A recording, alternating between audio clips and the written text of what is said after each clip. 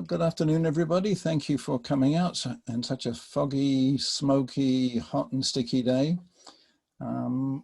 We are really lucky this afternoon. We have a very special lady coming to talk to us. But before I share her with you and pull her away from that tall, thin guy that she's standing next to that makes her look even shorter than she is, I just wanted to go through quickly a couple of things. One is that we're going to work very tightly to a schedule to get you out of here before 6 o'clock so that you can join the Democratic Convention on time. And secondly, just briefly take you through how this thing works. It's a webinar. It's not a Zoom meeting that many of you are used to. And a webinar is more like a theatre production. There are panelists, there are 6 of us actually sitting behind the curtain. We can all see each other. You can't see us unless we set the thing up so you can see us. The attendees, that's you guys. Think of yourself as sitting in the audience of a large auditorium. You have in front of you a scratch pad. It's on the screen. It's called Q&A. And if you have a question as Anne's going along and she invites questions, just type them in on that sheet. And at the end of the presentation, we'll pass them to her as follows. So panelists, I'm running the thing. So I basically, if I do it right, you should be seeing this screen and you will in due course see Anne and Bob and Rachel. And if I get it right, you'll see them as they're talking. Bob is the moderator, so he's going to introduce Anne, tell you a little bit about her. You are the attendees, you're the audience. We can't hear you, we can't see you.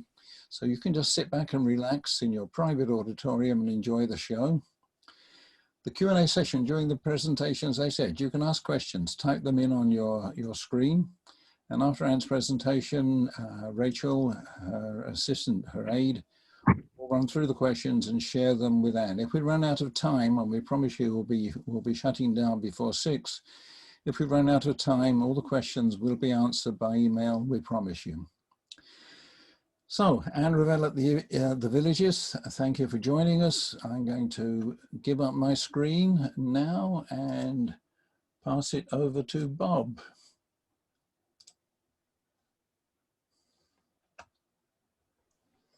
It's all yours, Bob. Take it away. Okay. Welcome, everybody. I have the privilege of introducing our speaker tonight, Anne Ravel. And I'd like to start off with an announcement to the group, first of all, that the Democratic Party Club here, the Democratic Club Party in the Villages, has decided to endorse Anne as our candidate for the state Senate. So congratulations, Anne. And yes. And I'd like to just give you a little background about Anne. She has a very fascinating background from what I read. Anne was actually raised in Chile by her Brazilian mother and American father, who brought her to the United States at age 11. She said she experienced firsthand issues of racial, gender, and wage inequality picking fruit in the Salinas Valley. How many of us can say that? That's pretty impressive. And working in a fruit cannery in San Jose.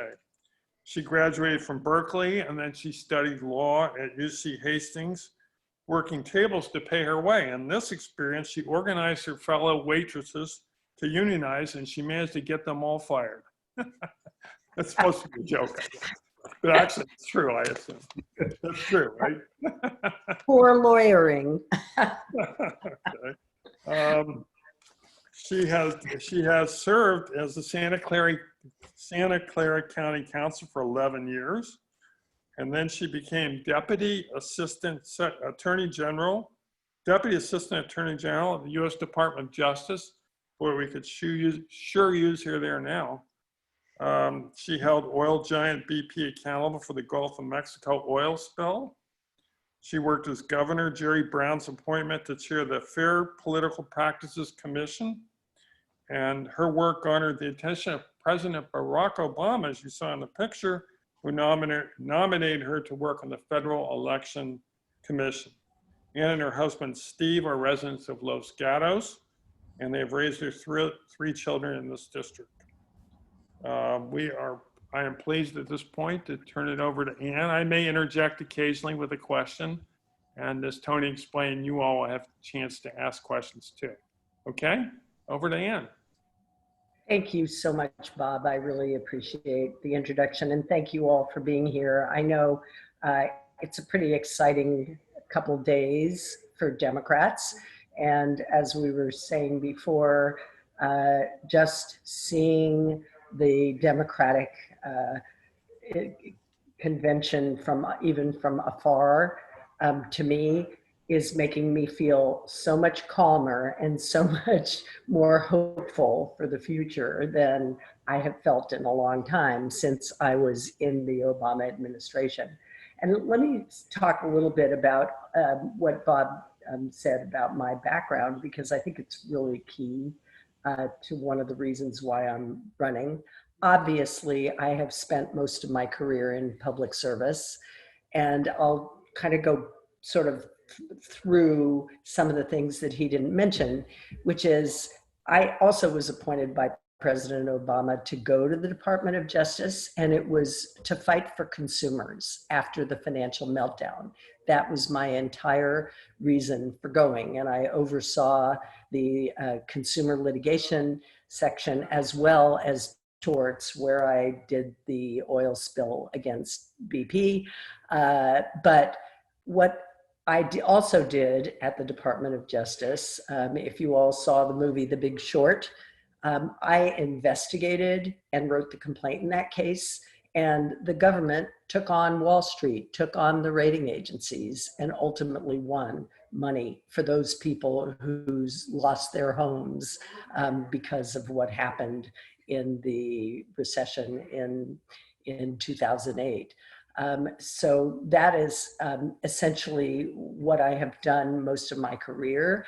And after that happened, I was appointed by Jerry Brown to the Fair Political Practices Commission, which I have always felt was really for consumer protection, because my mission there was to clean up politics, to assure government transparency and ethics, and to assure trust in government. I mean, it all comes back to the people.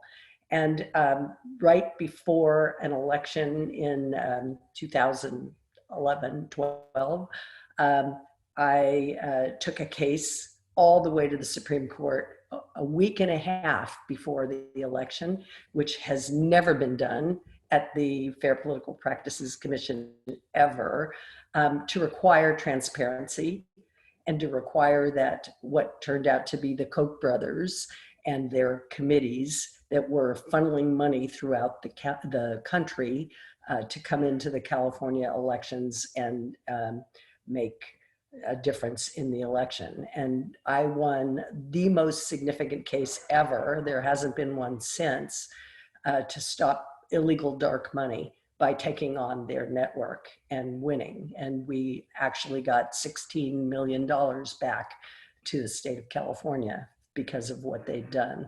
And then, of course, I was asked by President Obama to go to the Federal Election Commission, where I pointed out a number of the same kinds of issues and fought for transparency. But all of this started as county council. And I actually worked for the county council's office for 30 years, but working my way up as county council. And as county council, the first thing that I did was to make paint companies clean up the damage to hundreds of thousands of kids who were poisoned by lead paint.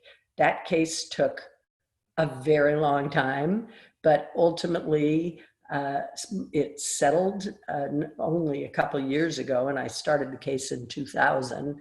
And now there's going to be remediation in primarily low-income homes throughout the state of California.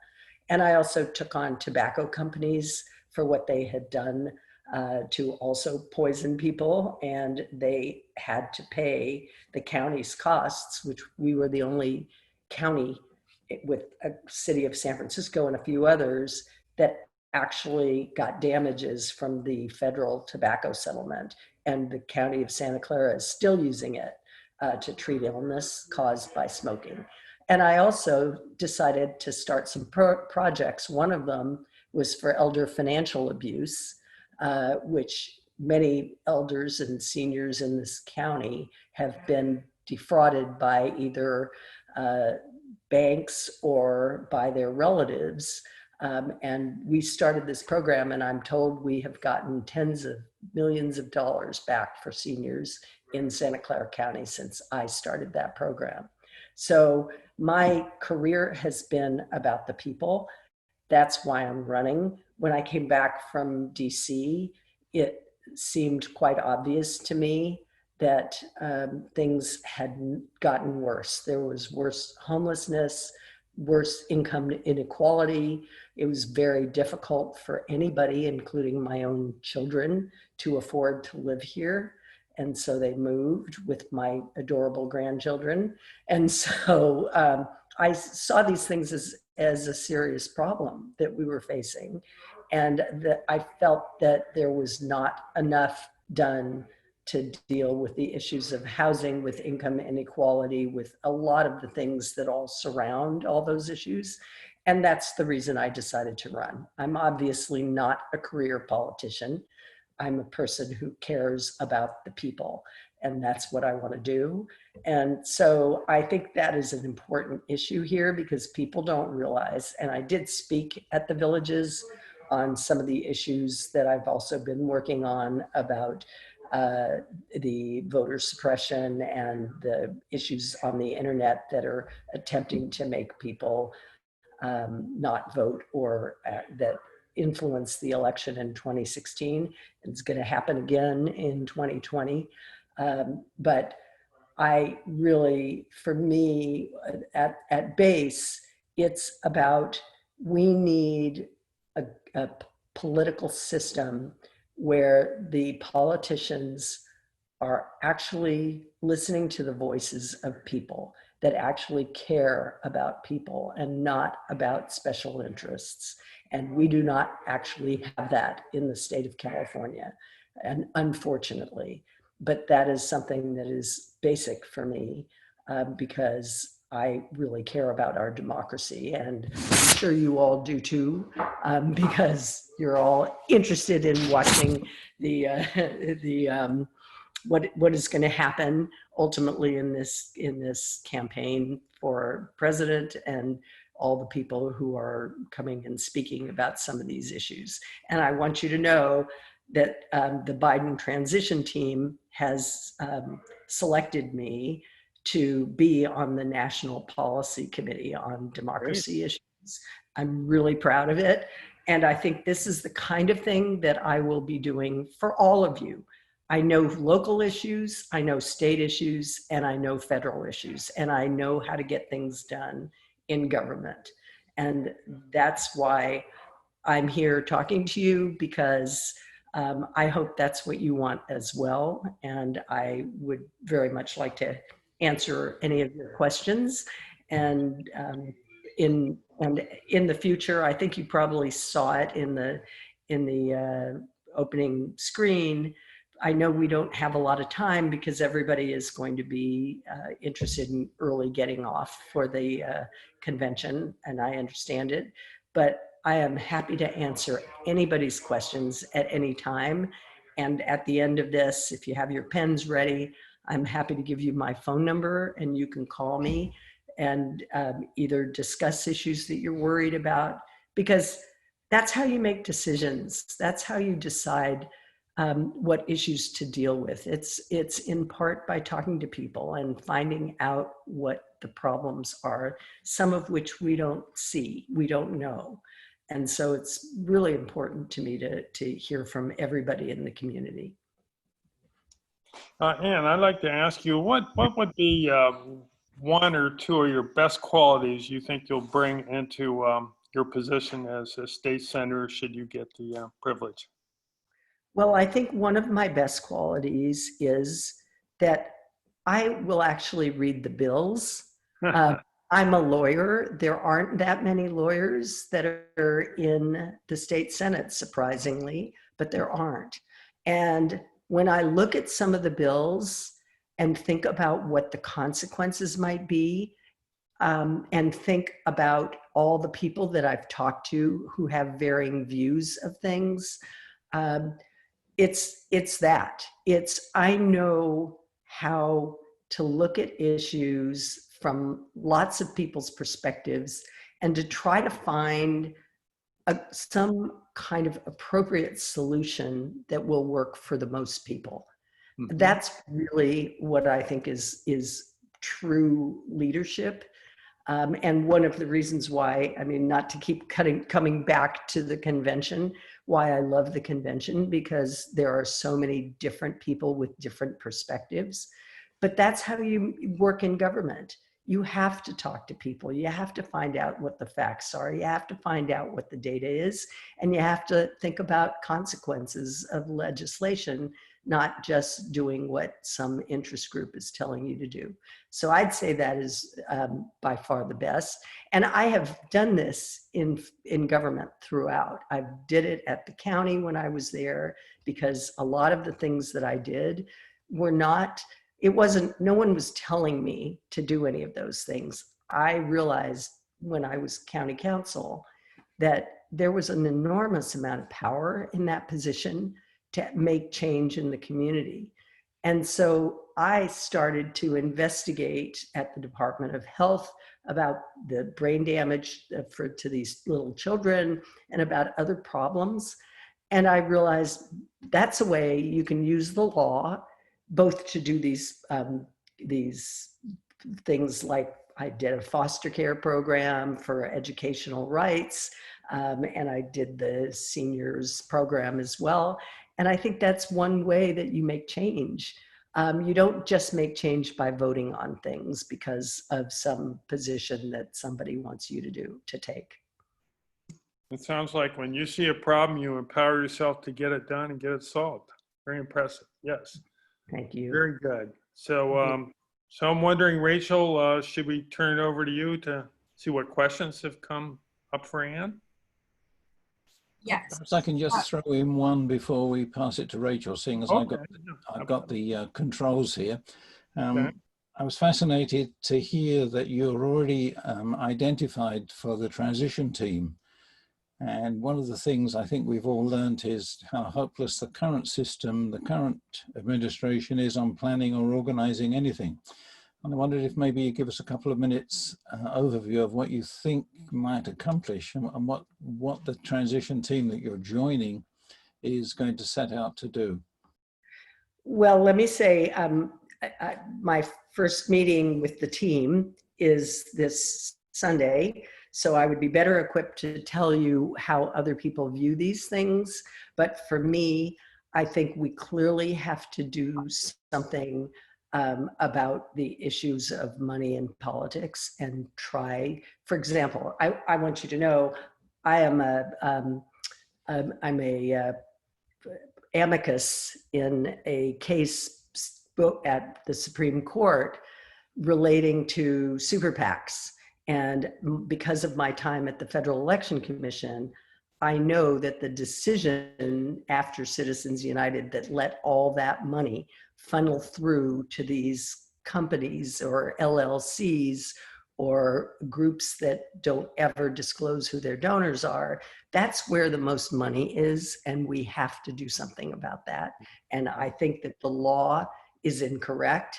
And so that's the reason I've put my name to a Supreme Court brief, but I think those are things that we can look at legislation to.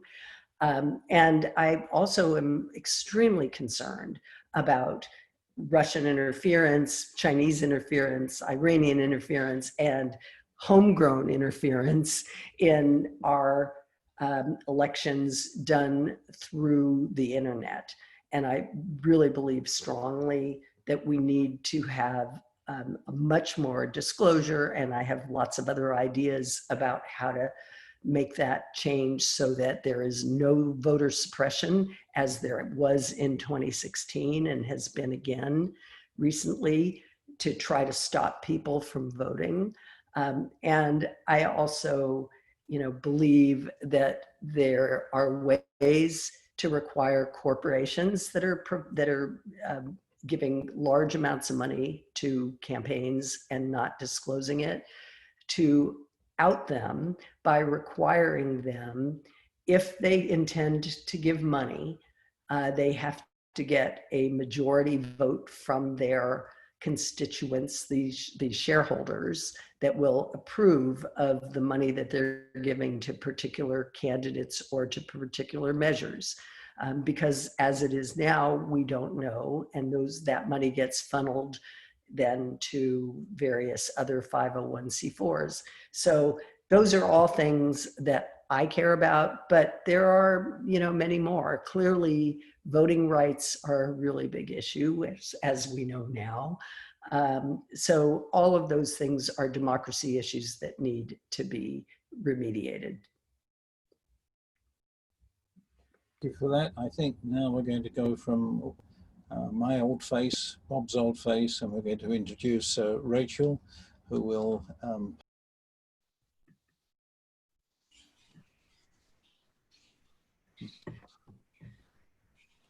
Okay. So thank you, Tony and Bob, for that introduction, and thank you, Anne. We do have a few questions already coming in, but if anyone thinks of any more questions, go ahead and type them in the Q&A, and I will read through them. I will mark it as answered live if we answer it, and if we don't have time, me or Anne can leave our email so that we can follow up with you and get those questions answered. To start off with, Judith, first off, says congratulations on the endorsement, and then asks, especially now as the village is shrouded in smoke from many nearby fires, what is your position on closing Reed Hillview Airport and turning it into housing and commercial use? So let me say in particular about the endorsement. For those of you who don't know, President Obama endorsed me for state senate, and his endorsement is incredibly meaningful to me because I actually did work with him on issues for over 6 years. And I think it demonstrates, how he has trust in me and believes that I'm going to do for the people of California what I did at the federal level. But more so, it's kind of amazing because he did not endorse anybody in the state of California or anywhere else in the country except North Carolina, where they want to flip the Senate or the state legislature. They didn't endorse anybody. He didn't endorse anybody at a state legislative level. I was the only one. So I am particularly proud of that fact. And as to Reed Hillview, so my issue in part is a fiscal one, because Reed Hillview, frankly, is not going to be closed for a long time anyway, because the FAA will not permit that. And then what the county is going to have to do in that time period, at a time when we have so many other needs and the county budget is going to be very low, they have to spend an inordinate amount of money for upkeep of the runways and of the rest of the airport, which was left to, to languish.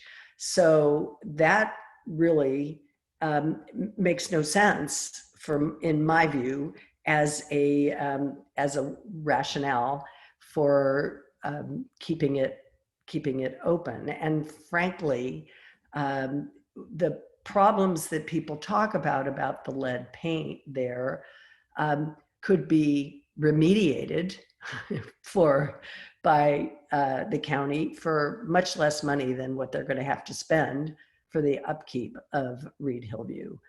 I am not, I believe that we need to have more housing, but I don't think that that's the right place to do it. I believe that we need to try to work for that. But we know from what people have said and what the airlines have said and others, is that for emergencies, having Reed Hillview is the only solution in this area.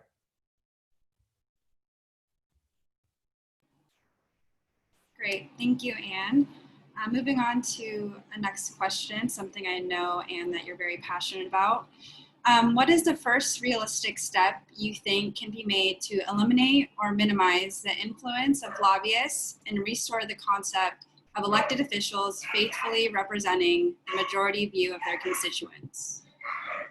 Well, I think one of the things, and I'll address the lobbyists in a minute, but I really do believe, as a person who is running a campaign, and it is a grassroots campaign. I've got more than 5,000 individual donors, and in part because I'm endorsed by End Citizens United, and I have donors from them that give me as much as, you know, $2 sometimes. So I do believe in grassroots donors, but unfortunately, you need to raise more money than that because of the fact that all this money is being given by those large, not just business groups, but union groups and others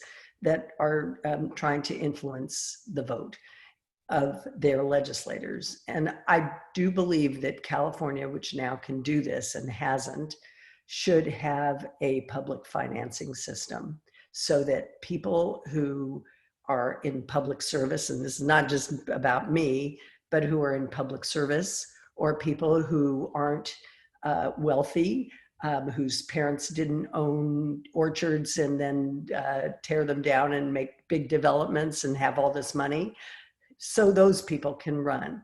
And frankly, the reason that we have fewer women in the legislature and fewer minorities in the legislature is because of the issue of money in politics.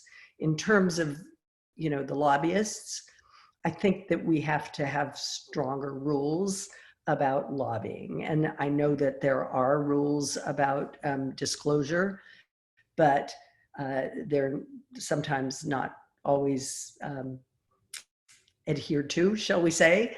But also, I know, let me tell you a story, because this, and I don't want to go on too long, but I will say this.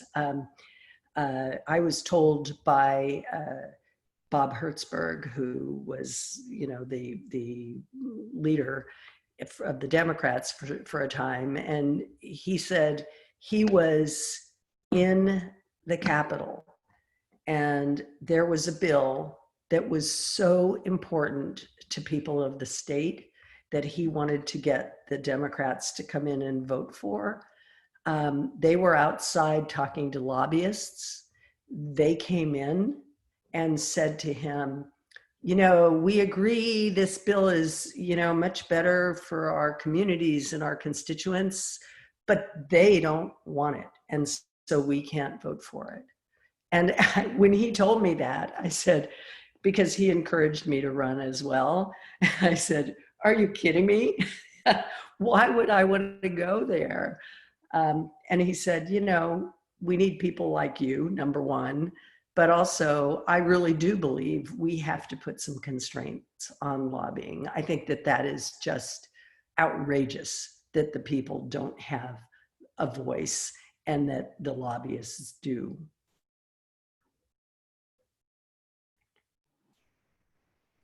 Okay, and that question came from John. I'm sorry I didn't mention that. This next question comes from Barry.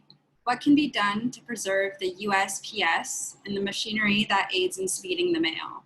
Can DeJoy and Trump be charged with interfering with the mail, or whatever legalities are involved? Yeah. Well, for one thing, I truly believe that the appointment of DeJoy to that position is clearly a conflict of interest. It's clearly an ethical violation.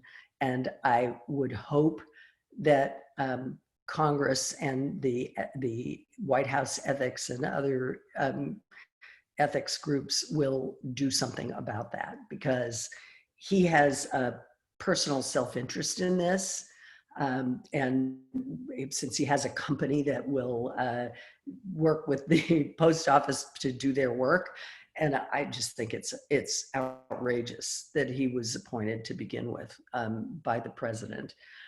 Frankly, there are so many things related to the post office, certainly, although they're now claiming that they're going to, not do anything until after the election.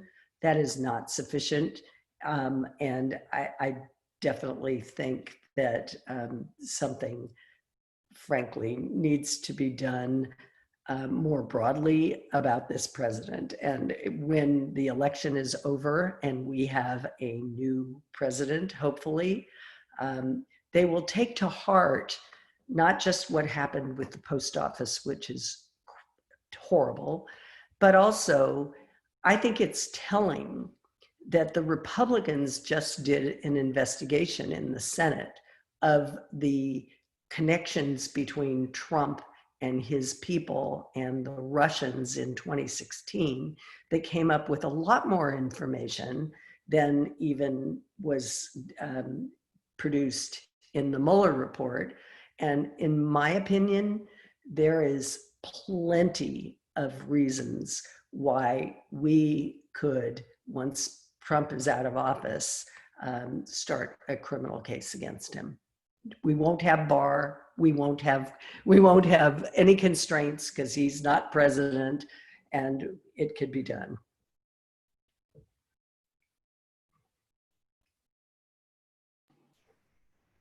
Okay, so we have a couple of questions relating to homelessness. David asks, how can you tackle homelessness and the cost of living affordability? Similarly, Liz asks, are we making progress with the homeless situation in California? Well, in fact, that too is one of the reasons why I was running, because you look at the homeless situation and everybody's been talking about it for years and it has only gotten worse. And, people are saying COVID is highlighting it and they're renting those hotels. That's insufficient. What is going to be needed, and I know I've talked to Darrell Steinberg, who was heading up the homeless task force for Governor Newsom, and I've discussed this with him.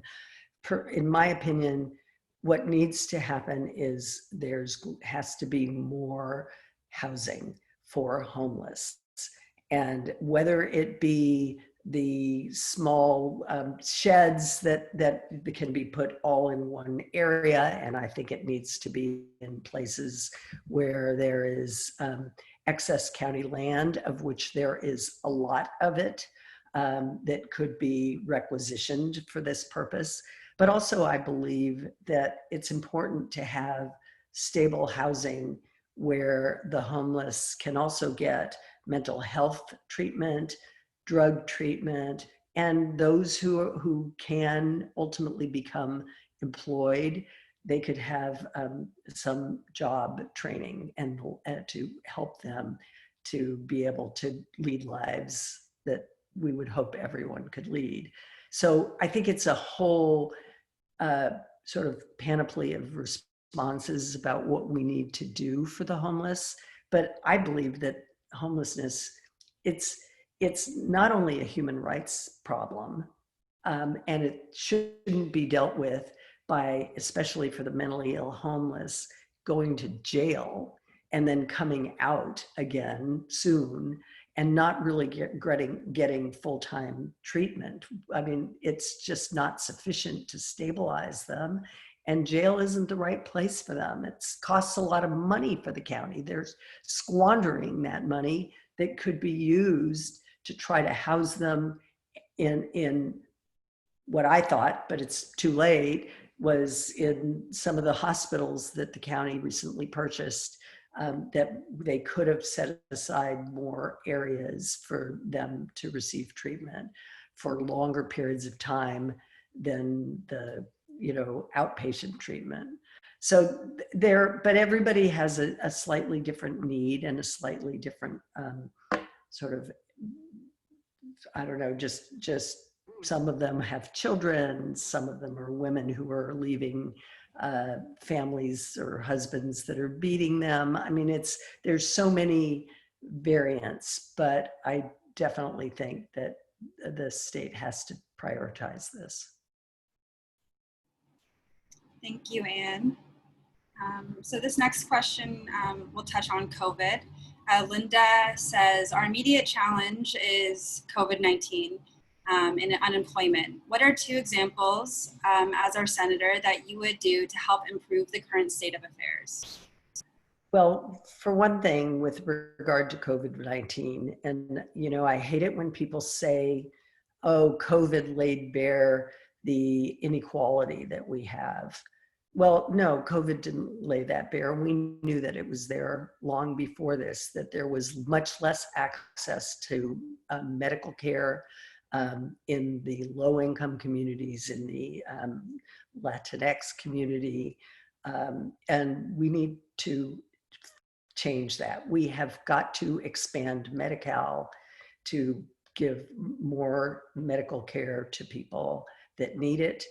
And frankly, we should do that with all of our systems, both Medi-Cal as well as the ACA, and just make it much more available.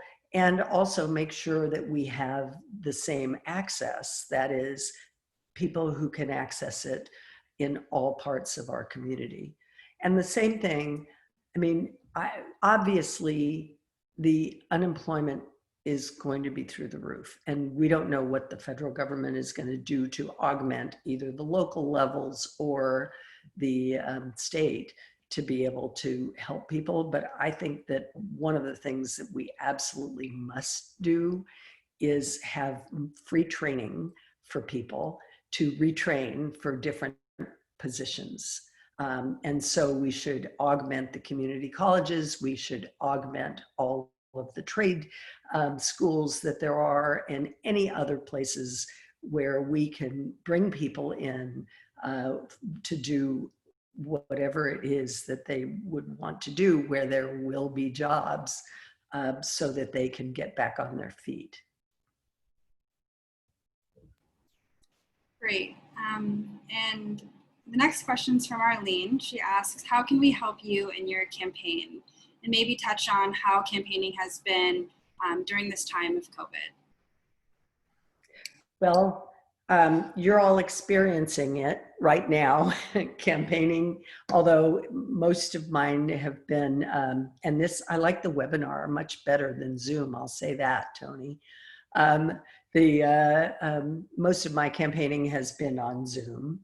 It's extremely difficult for me to be able to do what I like to do, which is to meet with people over a cup of coffee, and I'd say latte, and talk about issues and meet in those groups. I still remember when I came to the villages before to talk about digital deception and how wonderful it was to be able to interact with people individually, to hear their issues. So that is very difficult. It's really, really hard in campaigning.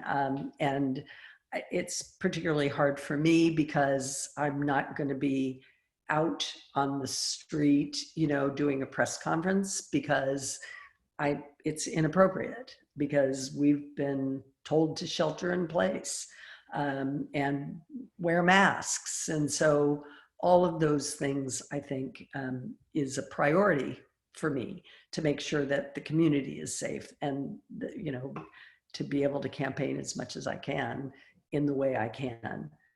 I think people can help me mostly by spreading the word, because while I've had a long career and life in this valley, and I know a lot of people, and I've been active in many different groups, I don't know as many people as my opponent, for sure, because he's been in public office, and there's no question about it. And so I need to rely on people like you, if you like what you've heard, to help me get the word out to others. Although I do have to say, I am the only person in this campaign that yesterday two young people came over and put on a TikTok video of me. So I'm sure everybody in villages is on TikTok. I myself have never gone. I've never gone on TikTok, but they did a little campaign video of me. And just so you know, there is something trending on TikTok, which who knew? It's not just, I know Kamala Harris was doing chair dancing, and I said, I'd be happy to do that. That's not trending anymore. What's trending now is you throw your shoe up in the air and kick it. So that's what I did on my video. Please watch it. Yeah, it's a great video. I think it has about 2,000 views at this point. So. I was going to say that's different than throwing your hat in the ring. Yes, very different. I was actually worried that I was going to, throw it in a way that hit me on my head or something. So, Rachel, could you send us the URL for that, and I'll distribute it to the membership for you. Yes, yes. And then how much time do you have left for questions, Tony? About another 10 minutes, I would say. Okay, great. So kind of going back to the topic of housing, Michael says, for him, affordability for moderate income people in Santa Clara County, San Francisco, and Silicon Valley is about the lack of housing and the zoning regulations that make it difficult to build more higher density housing. What are your thoughts on reforming the zoning regulations that prevent us from building more multifamily housing? Yeah, I agree with you completely. That is one of the big impediments. There's a couple related to that, but that is one. And I definitely think that the zoning regulations that have made it difficult to build need to be re-examined, and the state can have a really strong influence on doing that. For example, and I keep going back to these stories because people tell me a lot of stories about these things, and I've heard there was an empty building in downtown Willow Glen on Lincoln Avenue, and the person who owned that building wanted to make it into very affordable multifamily housing. And the city wouldn't allow it because they said, well, they don't have the right hookups and they don't have this and they've got zoning issues there on Lincoln Avenue, which I think is crazy. It's crazy. That is a perfect place to put it. So I definitely agree that and the impediments that are put in place by some local communities to build needs to be dealt with. There's not enough teeth in what the state has done to enforce its housing requirements. On the other hand, there are lots of other things that could be done to make sure that there aren't impediments for housing. And one of them, of course, is there are lots of developments that get stopped because of people who bring CEQA lawsuits that have no merit and that they're just done to stall the developments. And so I think, given that I did something like this at the county, that it would make sense to have a state agency that determines whether or not there can be litigation over CEQA. And so the first step would have to be the state agency where there is a complaint made and the state can decide, this agency whose purpose is to implement CEQA in the proper way, would decide whether it really is an environmental issue or whether it's just done to stall. So those are a few things that I think should be done. Now, in terms of density, I do believe, there are some exceptions to density, obviously. You couldn't possibly put high-rise apartment buildings in Monte Sereno because they're mostly gated communities, honestly. So, but you couldn't. And so you've got to figure out lots of other ways to be able to have dense housing rather than of a certain kind. I think it needs to be appropriate to each community, but each community has to participate. Maybe one more question, please, Rachel. Okay, so Phil asks, on the topic of fires, with fires raging out of control all around us, the weaknesses of underfunded CDF are again becoming evident. What are your plans to help get more funding for firefighters and equipment?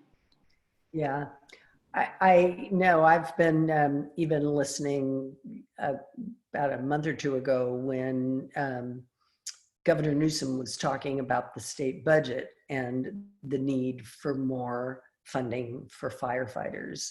And it's clear that we have to do that. I mean, nobody expected those lightning rounds everywhere in Northern California that has caused those fires. And so we cannot rely on what we've had before. We have to take it really seriously. So I would definitely, in the budget, support more equipment for firefighters in the state. Great. And we do have a few more questions, but I think our time is up. So we will get those questions answered.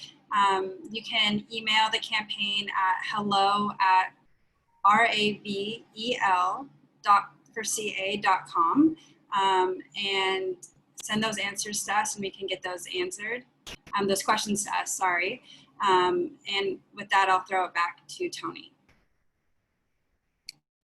Thank you. I'm going to pass it back to Bob, and we'll distribute that email address or that URL for the website. So perhaps you'd send it to me by email just so I get it absolutely right. I'll send it round to the team, and I'll pass it back to Bob to call it a day so we can get off to.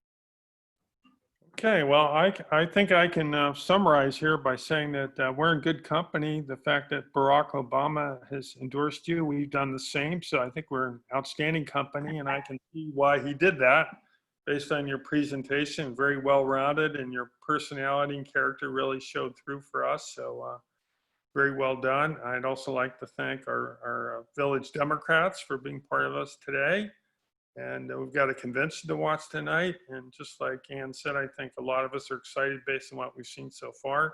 So go Dems, and thank you, Ann. I wish you best of luck in your run for the state Senate. And farewell to everyone, unless Tony has any last word. Tony, anything? Well, I just wanted to say, as Bob did, and it's as always a pleasure to have you at the villages and to be absolutely fascinated at the depth and breadth and range of your experience. For someone that looks so young, it's hard to believe you can have done so much. Thank you very much for sharing it all with us.